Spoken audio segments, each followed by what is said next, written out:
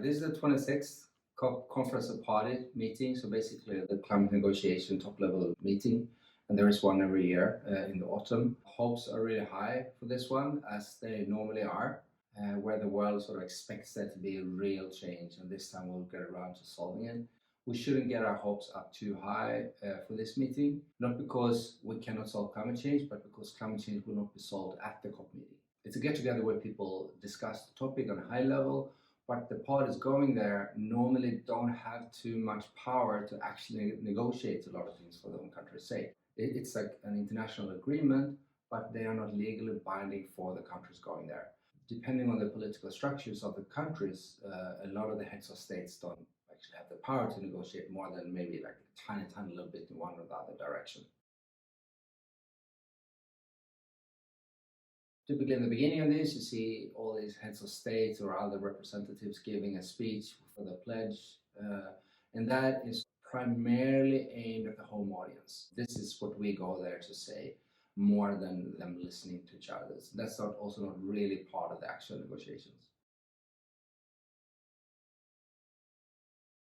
For many years of negotiations, trying to get to this hard level treaty or sort of agreement during the COP for what the reductions should look like, and then they changed the framework a little, changed the idea a little bit in the Paris meeting a few years ago. They put up a framework saying that every country can come here and pledge something, and then year over year expected to sort of increase the seriousness of their pledges, so that we wouldn't have to renegotiate everything every time. We're still very far from the goal. It was said at the beginning that we aim for the 1.5 degree target, which is extremely strict considering that we're already past 1 degree. The pledges that are in now are nowhere near getting us there. We should not expect that to happen at this COP either, even though we can expect to get a little bit closer. This is an arena where all these different powers meet. Different countries or states in the world that typically don't negotiate so much with each other. Some of the countries, they see this as a way of getting funding from the richer countries. So there's this divide between the rich and the poorer countries, or the rich and the developing countries, where the developing countries argue that the rich are to blame for climate change, which is, of course, sort of very substance to it.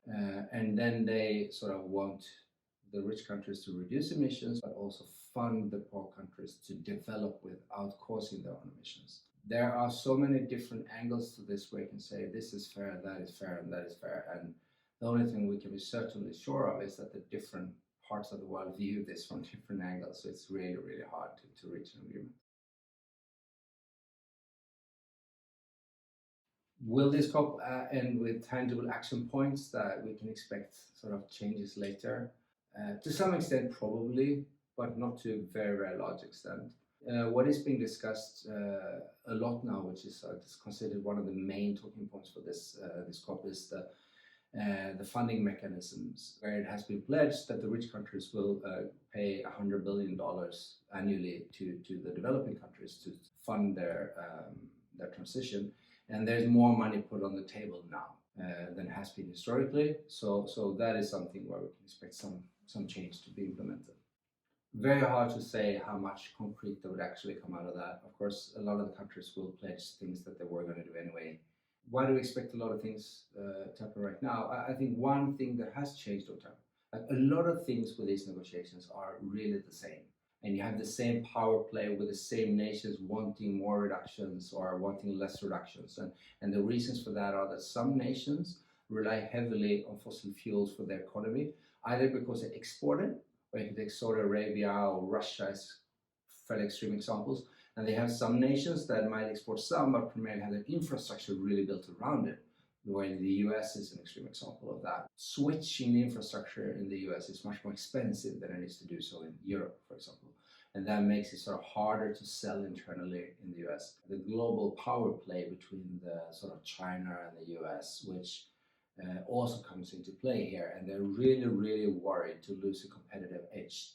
But also, when they are wherein they sort of may say things like, yeah, it needs to be fair, it needs to be the same for everyone, that can sometimes be a sign of this being worried about doing too much when someone else doesn't do it. But it can also be a stalling technique, where they actually don't really want to do anything. They sort of want to sort of delay it another year, so they can keep on selling and keep on just business as usual.